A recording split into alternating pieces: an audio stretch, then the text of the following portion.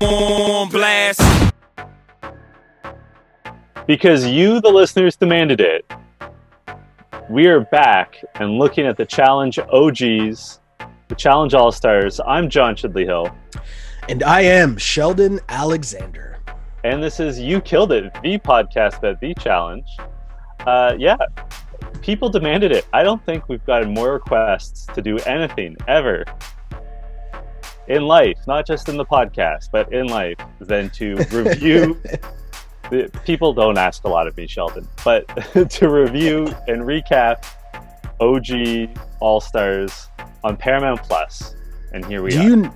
Do you have a theory as to why? Like, do you know why? Or like, are people just looking for just content? Because, you know, obviously there's a lot of time right now. People are walking around a lot, you know, listening to more podcasts, I assume, just like trying to fill time. So it's like, hey, this thing, you guys should talk about it and do a pod on it. Nah, it's because we're heckin' adorable. People just like us. Sure. Okay. All right. I do have some notes before we even get into like the play-by-play recap. The first thing I have to point out is, how can I put this? You and I had to employ extra legal means. You know, we're sort of like vigilantes. Listen, we don't need to get into the details of all that. We just need to know that at the end of the day, the job gets done. That's right. Like I said, we're like vigilantes, but for watching reality TV. Vigilantes? Yes. Is that how you pronounce that word? Would you say vigilantes? Yeah. I don't know. Really? That's interesting. Okay. That's interesting. That's all. That might be my pretentious Anglo-Quebecois roots coming through, though.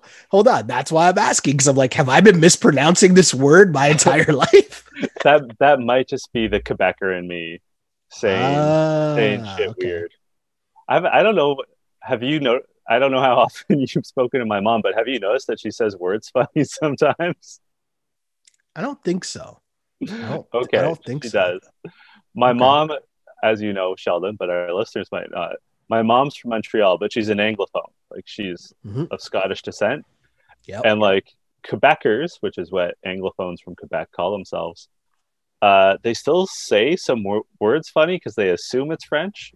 And so although my mom has lived in Ontario since the 1960s, there's certain things that she just can't wrap her head around. Like the town that the Tragically Hip sang about, Bob Cajun, as an example. Or the major grocery chain, Metro. So sometimes that trickles down to me. Or or the you remember those big sedans from like the early or late 80s, early 90s, the Bonvilles? The Bonvilles. Wow. Yeah. No. So sometimes that trickles down to me. So maybe that's what just happened there. Fair enough. I brought up our creativity in being able to watch this show just to thank all the people that offered up their Paramount Plus accounts, because many people offered that up. It's a little more complicated. We just have to note that if we subscribe to Paramount Plus in Canada, we still don't get it. We would require a VPN to watch it. So if you're a Canadian listener, I'm just putting that information out into the ether for you. The other thing I wanted to point out is something that I meant to bring up during Double Agents, and we never got to. Okay. But I noticed it on watching OGs. I noticed this. What did you think of the soundtrack for OGs? Yeah, so I think, obviously it hits you right away, right? That they have actual music. I think there's a lot of different reasons for that. Here's the thing, though. I'm going to stop you. Double Agents had all 80s music, but only in the United States. And you and I didn't realize that. I only realized that when longtime listener and friend of the pod and real life friend of mine, Adi Pinsoff, who is Canadian, but lives in Brooklyn. Okay. Adi was messaging me about the challenge. She's like, oh, the music's been so good. Like all these 80s hits when like on Double Agents. Oh. I was like, Adi, what are you talking about? And so we're like, so it I was didn't know that. jarring for Okay. me I watching didn't know that. OG Okay. that they're playing like all these 90s bangers, which I'm going to have lots of commentary on So if we because had we, known that, that would have been a funny thing because we could have gotten our American listeners to send us in like their favorite tracks that yeah, were played during the episodes. So yeah, if we had known that, that would have been a funny segment.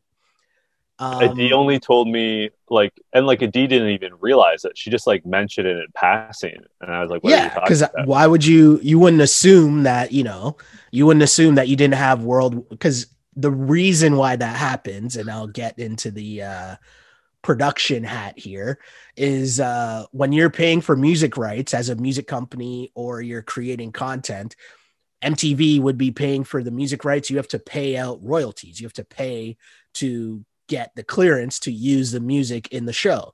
But you're only going to pay for it's going to cost you a different amount for if you're using it just online, if you're using it just on television, then also if it's just going to be in the US, or if it's going to be North America, or if it's going to be worldwide. And to get worldwide clearance on like popular songs gets pretty pricey. So you're going to just do it in the US for the most part. And then you're going to have the editors create two episodes, one that's going to have music that is fully licensed, the music that you would hear, that you would know, and then other quote unquote, for lack of a better term, generic music, which is what we heard, which we never even noticed. Right. I never noticed. Yep. I never felt odd. Like we would question, No. be like, oh yeah. Remember when they used to have actual tunes? That would be Yeah. good. Right. It would catch us off guard, but we liked it. And One, then you one watch thing I this also, episode. yeah, one thing I also have to point out is that in like previous seasons, because kids, MTV used to stand for music television, and they would like use it to promote new songs, right? And they would Mhm. have like the little cryon, a little graphic come up that say like, Yeah. That you says a know, song, who it's by, what's yeah, the Fat song Lip by called. Sum 41 or whatever. Yes. And um but in Double Agents, they didn't have those, and they didn't Mhm. have those in the OG episode No. because that makes it easier from an editing perspective to put in generic music, further to your point, Yeah. because you don't have to adjust the graphics, right? Yeah. Totally. So the music was a cool part of it for sure. And it did kind of hit me as like, oh, really? They brought music for this? And in my mind, I thought, okay, well, it has to be something with the music licensing and what clearance they had. And and in my mind, I was like, oh, maybe because it's Paramount Plus, it just was a lot different or easier to make the certain deal, right? Because you have things where, let's say, and I don't know this because I'm going to mess this up, but let's say Universal is a parent company of Paramount, Mm-hmm. right? Then you would be able to more easily make a music deal getting Universal Music, right? Like it'd be easier for you to do that. Now, I don't know if that's the case here, but I'm just saying in my thought process of, wait, why is there music on this? I thought, oh, it had to be something like that. Mm-hmm. But this makes more sense. So here we are. We learned something. Learn something every So, day. so between our difficulties in finding uh, the show in Canada in some sort of way, and the lack of music, I don't want to say Canadians are discriminated against because that is not the right language in this day and age. But I am saying it can be difficult to be Canadian sometimes. Yeah. It does make me interested though in like what What double else have we agents would been have missing, been. Sheldon? Well, yeah, but also what else? I mean, yeah, what else have we been missing? I guess we got to watch the full D episode before she got kicked off. Yeah, lucky us. Yay. Lucky us. Woohoo. Right? But no, it makes me think about like what that season would have been like with music. Right? Because Yeah, it's a little thing, but music means a lot. think of all the club scenes at the Liquor Dome. Right? Exactly. I think Exactly. we like they must have been playing like good music for that, and we just had like generic ass like SoundCloud. Sorry, It SoundCloud. did affect Like, it, right? Like if you think about it, I mean, it did affect it. Like if you think about the Liquor Dome parties, and it was like, okay, cool, compared to like the party they had, where it's like, you ready, Mace? Party people in the place to be. It's about that time for us to. I mean, I got hyped up. I was doing the shimmy dance. I I love was getting hyped. I love Mace so much. You have It's a no catchy idea. ass tune, man. That's all I've been.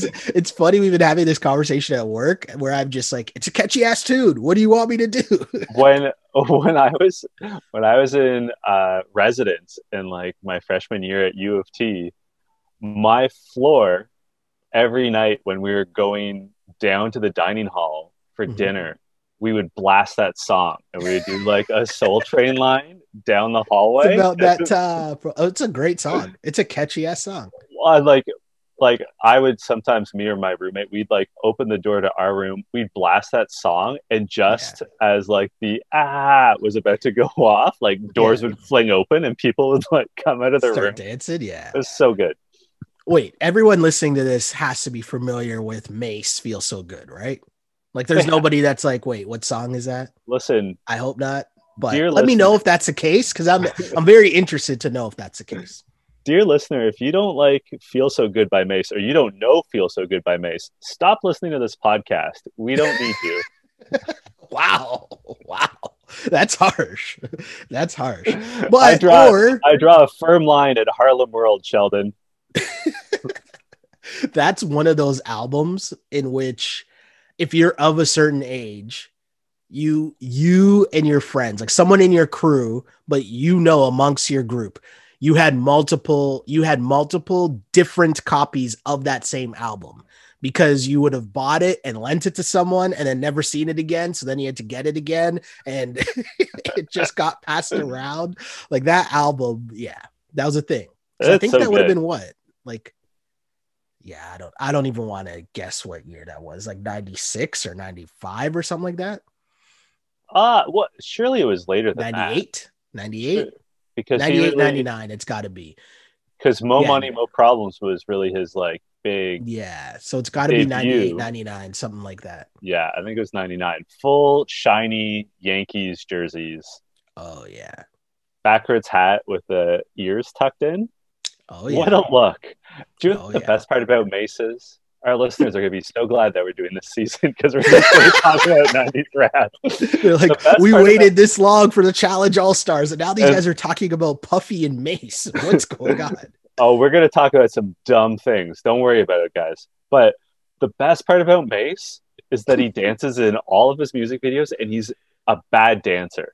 Like, Horrible. he's not Usher, he's not Michael Jackson. He's just like, as you said, shimmying around, like Yeah. awkward guy standing by the bar at a club Yeah. It's after true. he's had a few drinks. Like, once he's got him bold and he feels he can swing his arms a little. Yeah, that's amazing. Mace. It's so funny. But like that, but that's a perfect example of like instantly the music made me feel something as soon as they're about to have their party ready to go. I was like, this is incredible. I want to be at that party. Remember parties? Remember when those were things? God, I was thinking, as I was watching this, I was thinking, oh my God, I miss parties so much. Yo, that and the Kawhi shot, like people watching this, and I know like the Kawhi shot is bigger to us as Canadians for sure, but that seeing all the videos of that yesterday, which I guess whatever, doesn't matter what day it is, but seeing that flood the timeline, it was just all the people in the building watching a sporting event. It's why I've been saying sports the last 2 years. Like, I'm like, yeah, it's going on, but it's not the same. Like when No, you see all those people, right? Like that was incredible. And it's like, we're almost I, there. We're almost I there. That's all I watched keep telling myself. I watched the Leafs game last night, and it was in Ottawa, and it was the final game. Excuse me, it was the Mhm. final game of the season for the Senators, and they did like the fan salute afterward, but it was an empty Yeah, arena, I which saw is that. Yeah. not uncommon in Ottawa, but still they looked super dumb Yes. saluting in an empty arena. Yeah, I did see that. It was quite stupid. So should we actually talk about the challenge? Sure. Episode one. Episode Episode one. one. Here we go. The So most here's professional my thing. podcast. Here's my thing. I came into this and the very first thing I wrote down was, all right, let's see if this show can win me over. Because as mentioned, I was like, I wouldn't watch this normally. I don't know if I'd be in on this. Like, I wouldn't really care. So I was interested to see if after episode one, it would have the same effect on me that most seasons of the challenge do, which is I would watch that season and be like, the greatest thing in TV is the first episode of the challenge. It gets me hyped for the rest of the year, never fails. The this season on montage is always incredible, always gets me hooked. So that's how I went into this episode. Okay. And I'll say this. Early on, I just kind of was like, okay, getting reintroduced to a bunch of these people and seeing how much of their resume I remembered, right? I so did it's not like, remember a lot of these people. same, right? But like I wrote down just some people just that kind of stood out, but it was like Katie. Oh yeah, I remember Katie. She's fiery. She's a bit of a head case. She was always yelling at someone. Cool. Mark Long, we're familiar with. Alston, everyone likes Alston, but he looks really, or Alston, am I pronouncing his name wrong? Alton. Where did I get Alston from?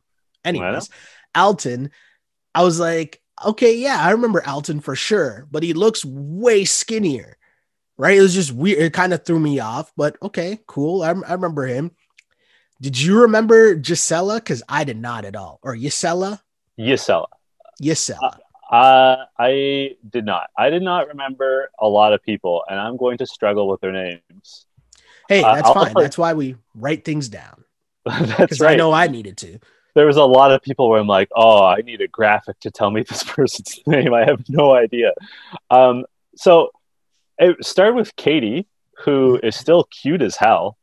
And I certainly remember her. Mark Long, of course, like he hasn't been on in years, but like he was such a prominent figure. And he was sort of on, he was on toward, like he was on in the like early 2010s, right? Like he was on Cutthroat, I want to say. Okay. So like a little personal history here. I really got into the challenge with Fresh Meat 2, which longtime listeners know because I talk about it all the time. And I'm a broken record. And like, so I watched Fresh Meat 2 and then Cutthroat, and then I was like fully in. But at the same time, not to get too dark here, I was going through a rough time in my personal life.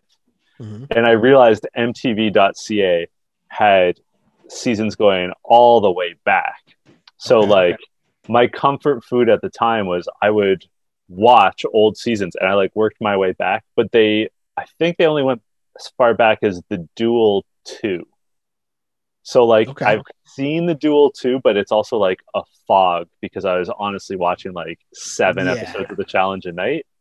So like there's a few people like Alton and Cyrus I kind of remember, and I gather Yesella was on seasons that I watched, but I don't really remember. Yeah. The other funny... Go ahead. No. I was just going to say, I felt like a lot of the people that I was kind of like, I kind of remember them, but I don't. I felt like it kept coming up, the Gauntlet 3.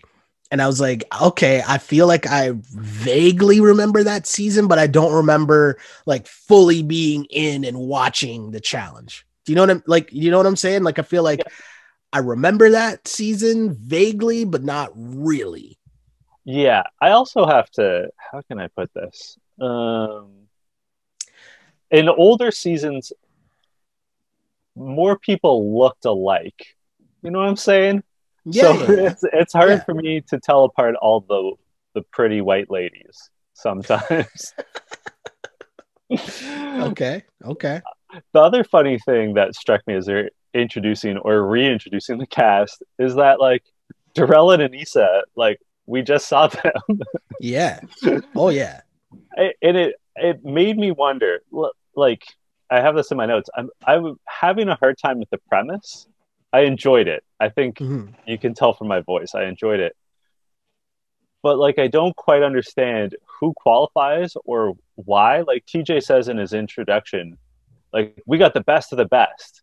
But like Johnny West and CT are not there. And like if and like it's not age requirements, right? Like Yeah, Wes I and think. C, like Wes and Nehemiah were on the same season of Real World Austin. Mhm. So and like CT like was on Real World Paris in like 1994, so or 95. So like I'm confused as to what like it's not the best of the best because it doesn't have those three or others. Like if it's Yeah. best of the best, Jordan and Smashley should be here. And if it's Mhm. based off of age, well then Wes and CT and Johnny still probably qualify. Certainly Nehemiah and Wes would Mhm. be like, I don't know. So I had trouble like pinning down what the premise is, aside from this is like a more fun version of the challenge than what we've seen recently. Yeah, and I think they just carefully crafted the crew so that it's like, in the instance of the people you just mentioned, they're still going on the normal season of the challenge and competing and winning and But being so are focal points. Darrell and Anissa. But I think Darrell and Anissa might have been in a thing where, because I'm thinking of this from the casting perspective, right? So Mm-hmm. at certain points, I need to have more familiar faces to put in the promo to like get people like us or Mm-hmm. people who might just be watching the newer episodes to tune into this. Because what I think that they're trying to do with this show, I think they're trying to cast a wider net of an Mm-hmm. audience, right? So you're Mm-hmm. trying to bring in more people who may or may not have already seen the challenge or been in on the challenge, right? So, because to me, this was giving massive Survivor vibes, right? Like the Yeah. feel of it, the age group of the people, like it was Mm-hmm. giving me Survivor vibes. And the reason for that, to me, in my mind, is obviously Survivor is probably the bigger name in terms of a reality show in comparison to the challenge, right? But like the challenge is probably more popular. Like, how am I trying to explain this? I think like the Survivor is just like a bigger show. It's a bigger name.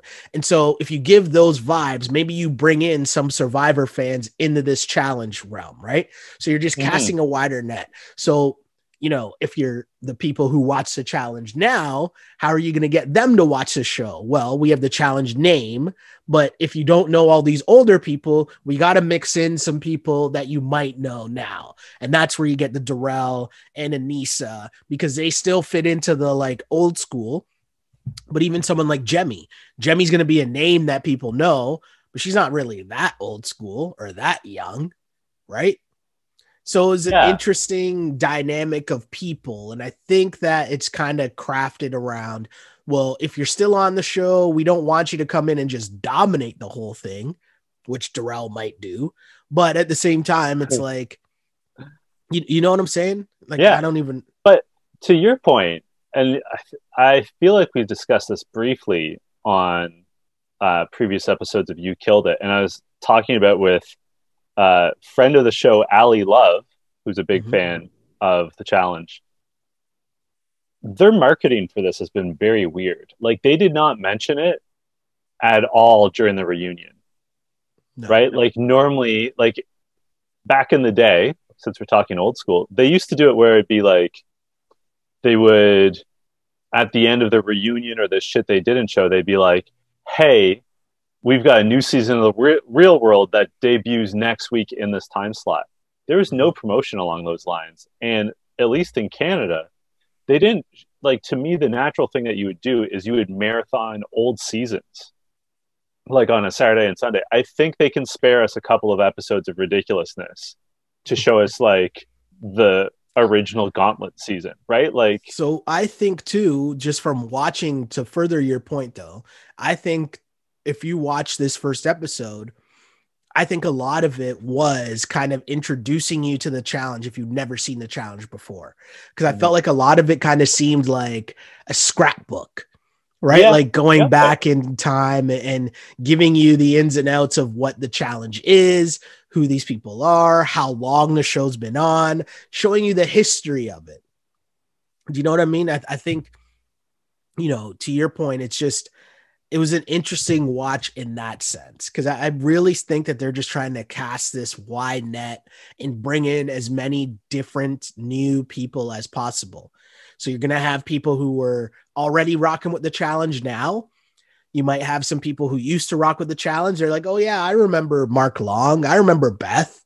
And they're going to Yeah. be in because of that. And then you're going to bring in people who are rocking with like Survivor and be like, oh, this looks kind of like Survivor. Yeah, let me check this out.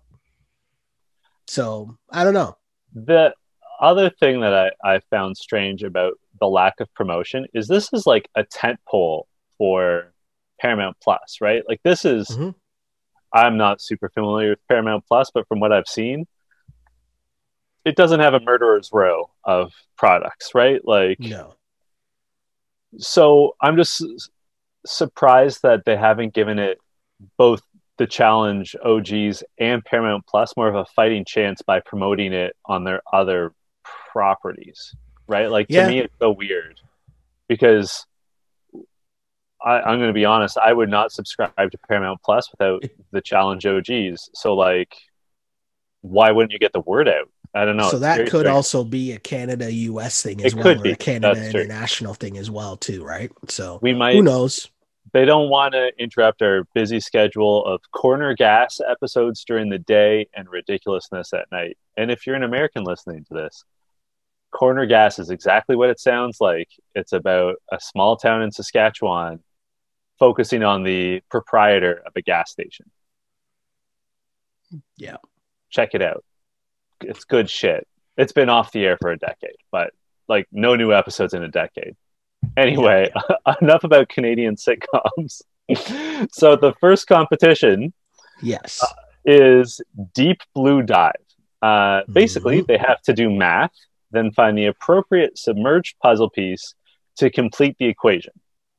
And there's a couple sort of like wrinkles to that. Everyone must go out at least once into the water to go get, like, you can't keep sending the same person over and over Yep. again. And if someone has to come back and like switch someone else in, 5 minutes is added to their team's time. Yeah. And it's the copper team versus the silver team. I thought this was really amusing because they were all struggling in the cold water so much, and it's exactly how you and I would react in this situation. Like I'm not going to pretend like So we do any better. this was my thought process here. If they did this challenge on the normal season of the challenge, I feel like a lot of people would struggle with this as well. Yeah.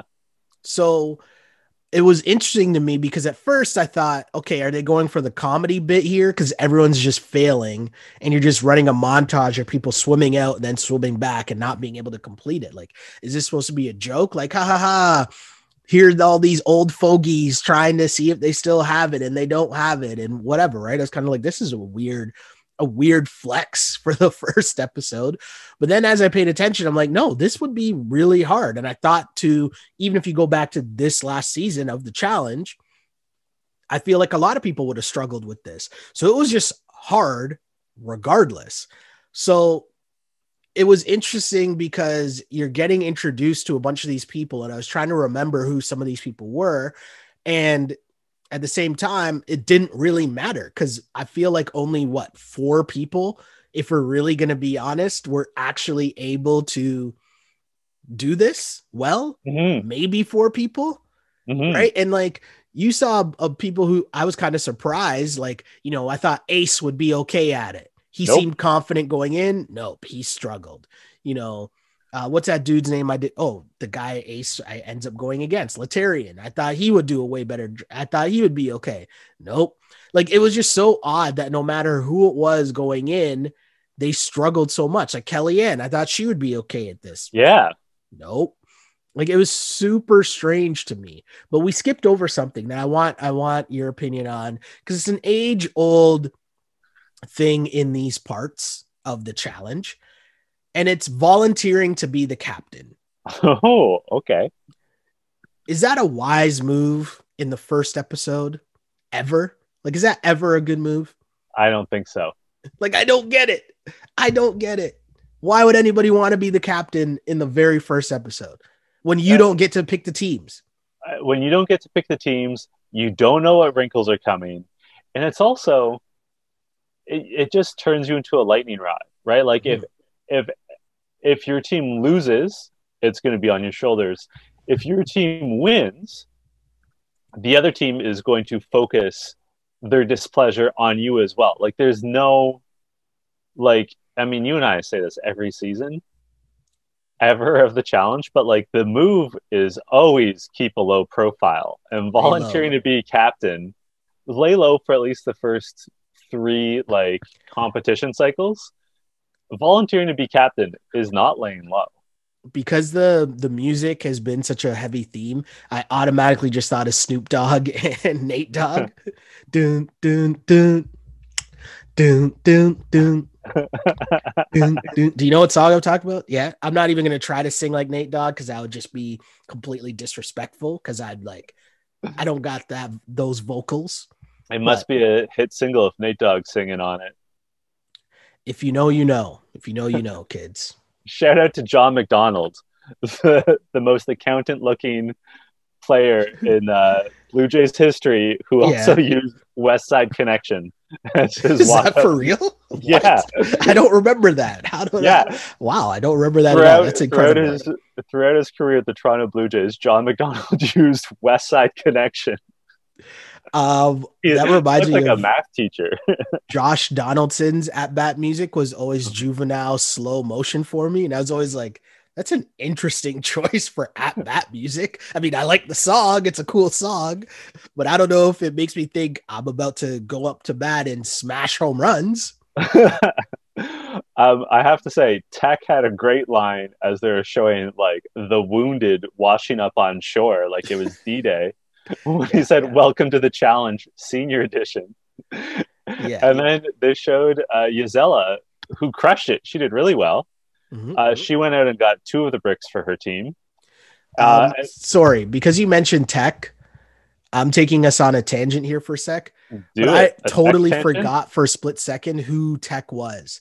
Like I forgot Tech was like one of the early people from the challenge MTV world to then like blow up for whatever blow up. Like he would be the equivalent now of like one of these um reality stars, like housewife stars or like Like Bethany, teen I moms say because or I now watch The Housewives.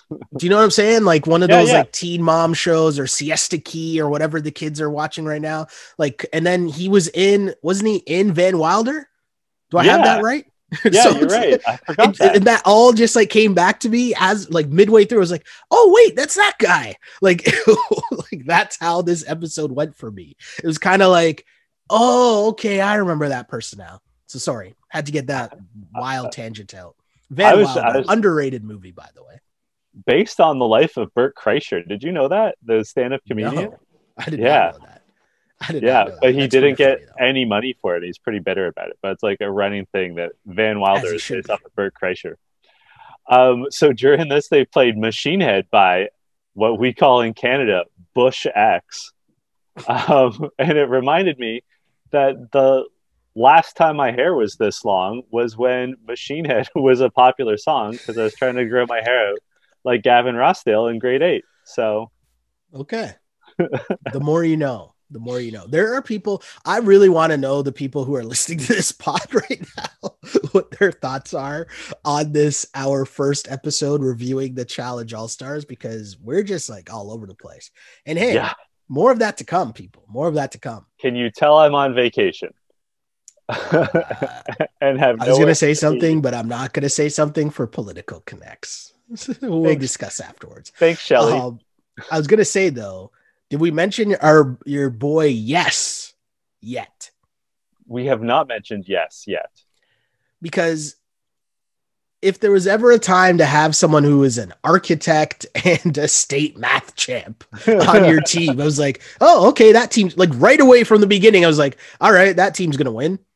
Like Yeah, right away. It was just like, we don't even need to watch this, what's going to happen in this daily challenge, because it's already obvious that guy's going to make them win. yeah, And that's kind of what happened. No. yeah. So Letarian, as who volunteered to be captain, Yep. is automatically going to the elimination. He Mm-hmm. asks his friend Cyrus to nominate Ace because he feels he can take Ace in an elimination. So nominations comes, Cyrus is Yeah, like, yeah, Laterian's my guy.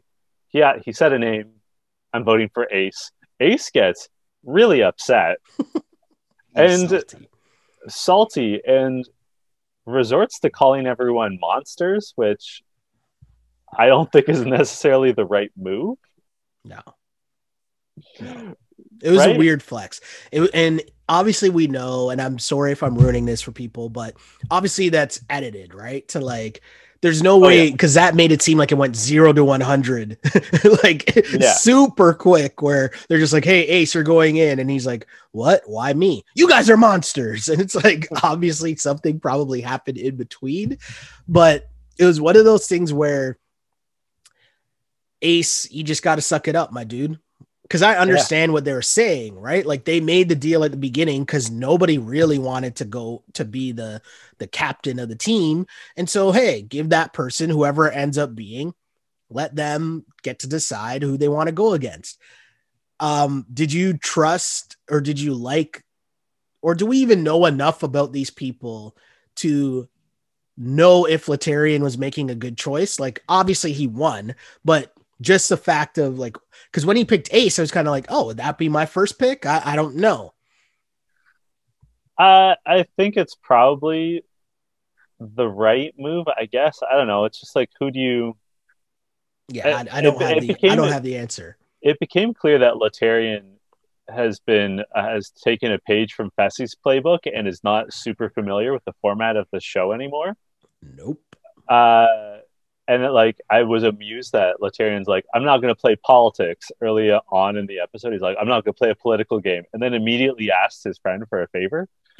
Um, but I don't know. Yeah, I think Laterian just is like, Ace looks out of shape or like doesn't look like he has heart. I guess yeah, I don't know. yeah. I, He looks I weak. I can take him. I hope it's something physical. yeah. Then we got to the party scene, Mm-hmm. which was great. You know, great jams. Did you notice that John A. And I think Jemmy weren't allowed in because they're both under 40? Oh, I missed that. I didn't catch that part. Jemmy tweeted about that weeks ago. But like, yeah, they weren't allowed in because they quite specifically said uh, that That's you fair. got to be over 40. Hey, Uh, it really seemed like what a faculty party would be like at a public school, but still, it yeah. seems fun. I did get hyped though, and I don't think this was in the party scene, but I think it was leading up to when they got back to the house when Rough Riders anthem dropped. Oh my I was like, god, R.I.P. DMX. that song will always get me hype, always. Yeah, And, of course. I He's got almost a like pulse. fought someone at the office the other day. Obviously, not really. I feel like in 2021, I got to clarify that I'm joking, but they were like, that they're like Rough Riders anthem. Is that really a good song? Like What? stop, drop, and roll. Like, how is that a hype song? And I'm like, please tell me you're not being serious right now. Please tell me you're trolling right now. I Sheldon. do not want to have this conversation. I'm like, I thought we were friends, and now you are stomping all over our friendship right now. Sheldon, what's their name so I can so I can send them these hands. For their own safety, I will leave their name anonymous. But Okay. yeah, Do I know them? no, no. They're because they're gonna know me. Dun, So dun, dun, dun, dun, dun. Yeah, sorry. You get me on intros all the time. I it's all of it. See, that's something the kids don't understand. You SoundCloud mumble rappers don't have good intros to your songs. So we go to the arena Hold on, and hold on. We're not going to mention Mark Morrison's return to the back. We're just going to let that sorry, slide. I should Just not going to have let that skipped that. slide. I'm just saying. Did Not you even know a Mark mention. Morrison's like 5'2"? He's That like doesn't Charles surprise Manson me. short. Will that song always get a reaction whenever it gets played? Yes. Because like that's been a long time, and you can still put that song on, and people will get hype. My former roommate, and I know she's listening because she's a big Challenge fan and she Okay. listens to this podcast, Tony Hammer. Okay. Return of the Mac is her theme song. So I know Tony was getting hype and getting down. She probably had to stop Uh, the episode to just listen to the song and just bask It's fair. That's fair. I remember one of my old bosses used to told me that because he worked in London, England for a while, and he told me, he's like, no, when that song like actually landed, like at the time, like it was a banger. I'm like, of course, this is like how many years later you can still put that on. He's like, no, no, no, but you don't understand. Like at the actual time when the song dropped, I'm like, yo, that's true. I can't even fathom that. Like, I don't even What know do you what I think? compare that to. You know what the biggest banger of our lifetimes is? Like in terms of like when we Oh, were young adults, in all honesty, the song that has dominated the airwaves mhm. like nothing else I've ever experienced, Hot in Her by Nelly. That song Okay. was everywhere. So I was, 2001, 2002, like come on. that's fair. No, that's fair. So there's a couple songs that I will say that for sure.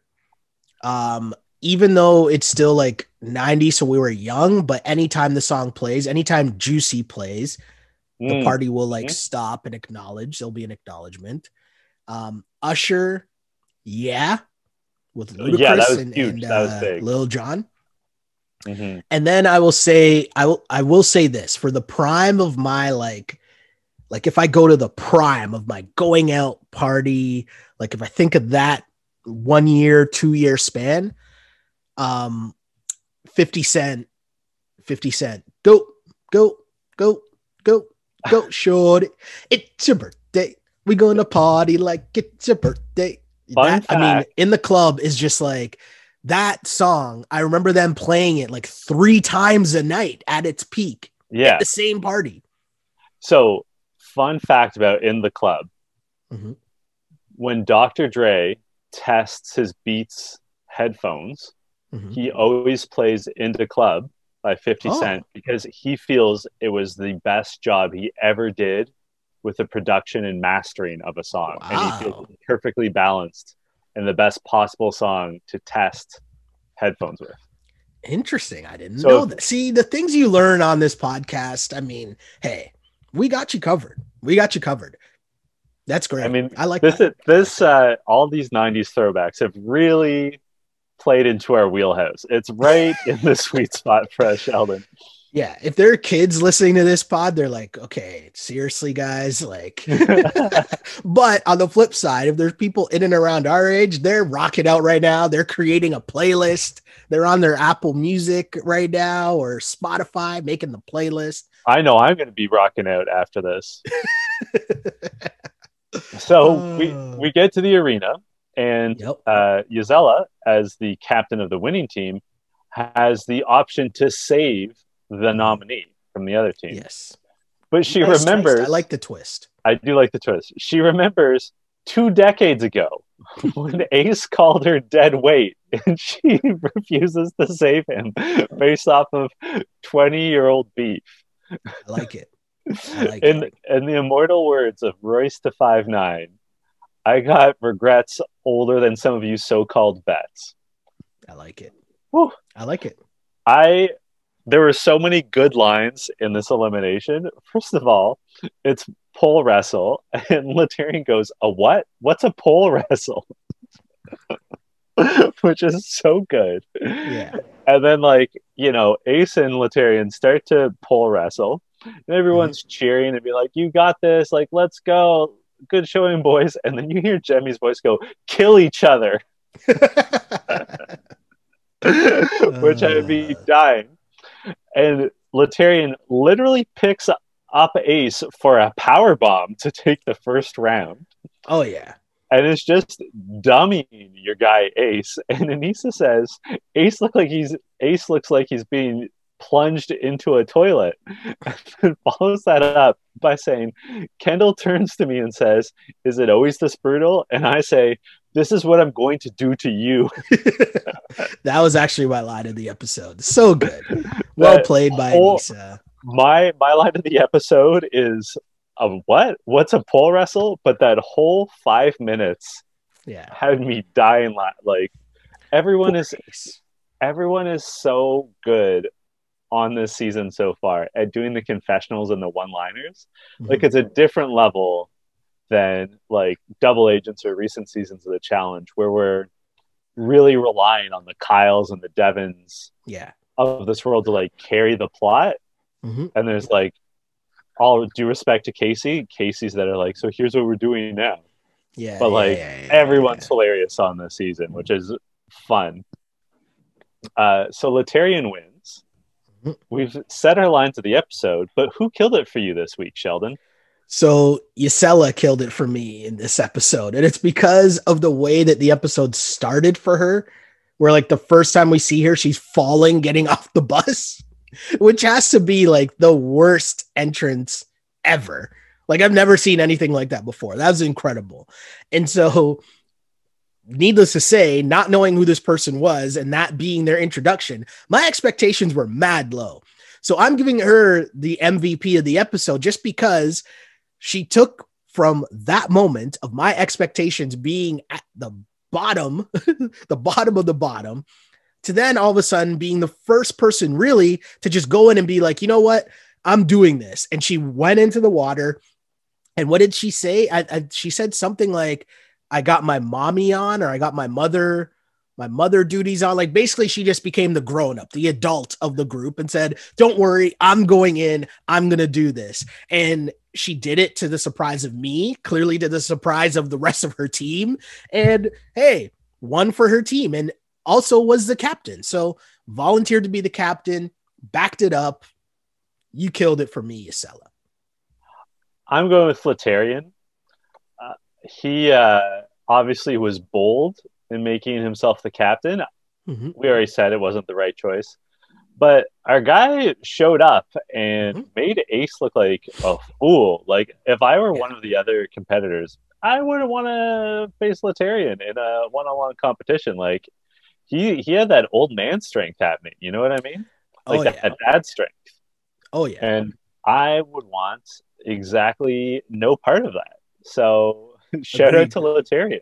I also loved, I think it was Jemmy who said Laterian hasn't smiled since he got here, and then as soon as he realized this was a physical competition, he lit up. And they showed him, and he has like the biggest grin. Like if I were Ace, I would have been terrified. So it was pretty great. Where can the good people find you on social media? You can find me on Twitter at Shell Alexander, Instagram Sheldon Alexander, and of course on YouTube. You can find the YouTube page where you can watch these videos if you ever want to see our smiling, happy faces. You can find us on YouTube, which is at Sheldon Alexander is the name for that. Like and subscribe wherever you get your podcast. Remember to like and subscribe to You Killed It on Apple Podcasts. Do us that favor. That's how you support the movement that is the You Killed It podcast. Did I just say the wrong name of the podcast? No, I think you got it. Okay. Because at one point I was talking and I looked at you and I thought you kind of like gave a look as if I messed up. And it's entirely possible sometimes that I say the wrong name just because, you know, when I go into promo mode, which I don't like doing, but it's kind of like a switch that you got to flick to be like, hey, you got to let some people know in case it's their first time, the different ways they can consume the content. I was just thinking that like we need people to subscribe because it makes me feel good. Like specifically, it's good for my ego. And I need all that I can get. You can find me on Twitter and Instagram at jchidleyhill. And until next week, this was You Killed It. You Killed It.